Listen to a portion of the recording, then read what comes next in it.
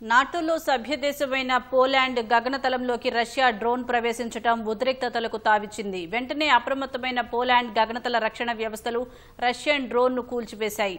Russia మరిన్ని ఐరోపా దేశాలను ముట్టడించాలని భావిస్తోందని పోలాండ్ కొత్త అధ్యక్షుడు కరోల్ నవ్రోకి వ్యాఖ్యానించిన మరుసటి రోజే మాస్కో దళాలు కవ్వింపు చర్యలకు దిగాయి.